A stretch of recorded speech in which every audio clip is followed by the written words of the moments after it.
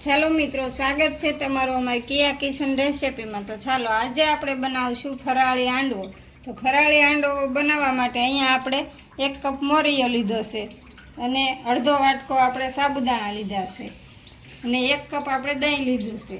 વઘાર માટે આપણે તલ લીધા છે, 1 ચમચી આપણે હળદર લીધી છે, મીઠો લીમડો લીધો છે અને 1 લીંબુ લીધું છે, 3 થી 4 નંગ આપણે લીલા મરચાં લીધા છે, 1 ચમચી આપણે જીરું લીધું છે, અહીંયા આપણે 1 ચમચી ઈનો લીધો છે અને અહીંયા આપણે ચીંધો મીઠું છે ફરાળી।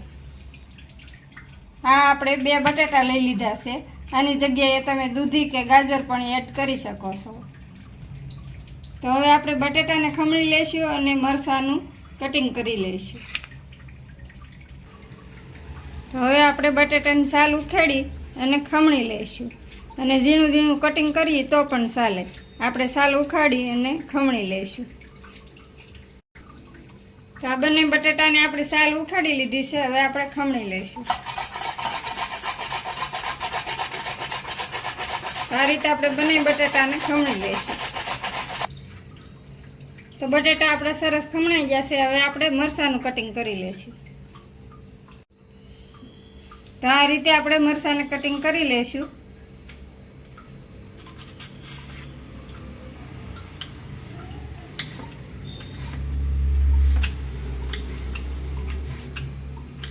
આ રીતે ઝીણું ઝીણું કટિંગ કરી લેવાનું છે। આપણે જે પ્રમાણે તીખું ખાતા હોય એ પ્રમાણે આપણે મરચાં એડ કરવાના છે। આ રીતે આપણે મરચાં પણ સરસ કટિંગ થઈ ગયા છે।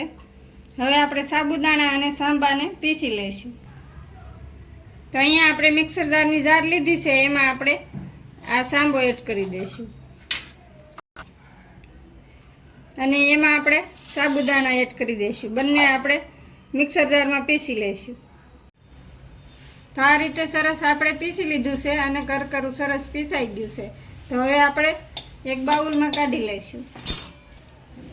તો અહીંયા આપણે એક બાઉલ લીધું છે, એમાં આપણે કાઢી લઈશું ને આમાં આપણે બધા મસાલા એડ કરી દઈશું। તો હવે આપણે દહીં એડ કરી દઈશું અને આ નમક એડ કરી દઈશું। આ લીલા મરચાં આપણે એડ કરી દઈશું અને હળદર એડ કરી દઈશું અને આપણે બટેટા ખમણેલા છે તે એડ કરી દઈશું અને સારી રીતે આ બધી વસ્તુને મિક્સ કરી દઈશું।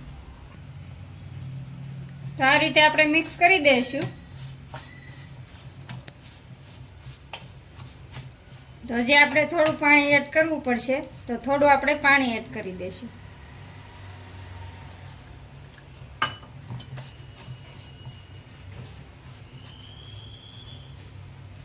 જેટલી પાણીની જરૂર પડે એટલું આપણે એડ કરવાનું છે।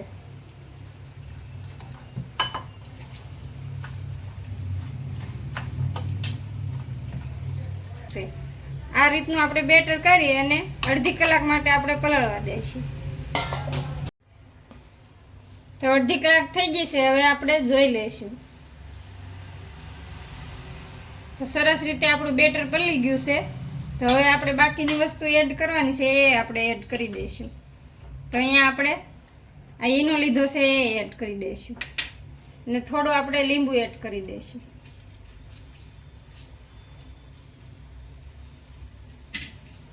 અને લીલા ધાણા આપણે એડ કરવાના બાકી રહી ગયા હતા એ એડ કરી દઈશું અને આ રીતે મિક્સ કરી લઈશું અને હવે આપણે વઘાર કરી લઈશું।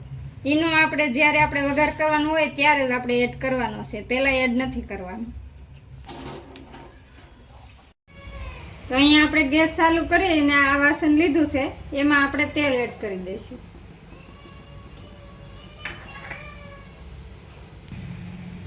તેલ ગરમ થઈ ગયું છે, હવે આપણે જીરું એડ કરી દઈશું અને થોડા મીઠા લીમડાના પાણી એડ કરી દઈશું અને વ્હાઈટ તલ એડ કરી દઈશું। આપણે તલ ઉડે નહીં એટલા માટે આપણે ઢાંકી દઈશું કે સરસ જીરું અને તલ ફૂટી ગયું છે. હવે આપણે બેટર એડ કરી દઈશું.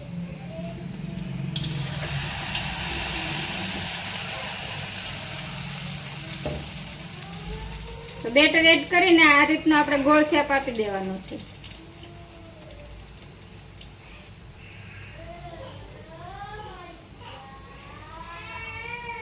તો હવે આપણે 5 થી 7 મિનિટ માટે ઢાંકી અને બફાવા દઈશું. હવે આપણે અહીંયા 5 મિનિટ થઈ ગઈ છે. હવે આપણે જોઈ લઈએ. તો આ રીતનો આપણે સારી ફરતા પહેલા જોઈ લેવાનું છે. આ રીતનો તવીથો ફેરવી લેશું એટલે સરસ અલગ પડી જશે. તો આ રીતના આપણે પલટાવી લેવાનું છે. તો આ સાઈડ પણ આપણે 5 મિનિટ માટે ઢાંકી અને બફાવા દઈશું. થોડું તેલ એડ કરી દઈશું અને થોડી વાર ઢાંકી દઈશું. તો આ રીતનું આપણે થોડુંક તેલ એડ કરી અને 5 મિનિટ માટે આપણે ઢાંકી અને સળવા દઈશું.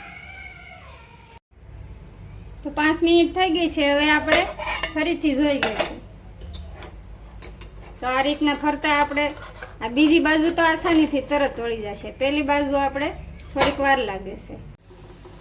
તો સરસ આપણો હાંડવો બની અને તૈયાર થઈ ગયો છે. હવે આપણે એક ડીશમાં કાઢી લઈશું.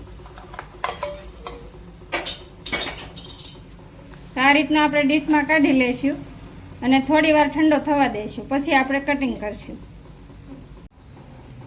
તો આપણો હાંડવો થોડી વાર ઠંડો થવા દીધો હતો. તો હવે આપણે ઠંડો થઈ ગયો છે. તો હવે આપણે કટિંગ કરી લઈશું. તો સરસ મજાનો ક્રિસ્પી અને સોફ્ટ બન્યો છે. તો આ રીતે આપણે કટ લગાવી લઈશું. ઉપરથી ક્રિસ્પી અને અંદરથી સોફ્ટ સરસ બન્યો છે આપણો હાંડવો. હવે આપણે ચટણી સાથે સર્વ કરીશું. તો આ આપણે નારિયેળની ચટણી છે એ આપણે ઉપવાસમાં ખાઈ શકીએ છીએ. તો કોઈ પણ ઉપવાસમાં હાંડવો ખાઈ શકીએ એવો ફરાળી હાંડવો તૈયાર છે. તો તમને કેવી લાગી મારી રેસીપી? મારી રેસીપી પસંદ આવી હોય તો લાઈક કરજો, શેર કરજો અને સબસ્ક્રાઈબ કરવાનું ભૂલતા નહીં. કોમેન્ટ કરીને જણાવજો કેવો લાગ્યો ફરાળી હાંડવો.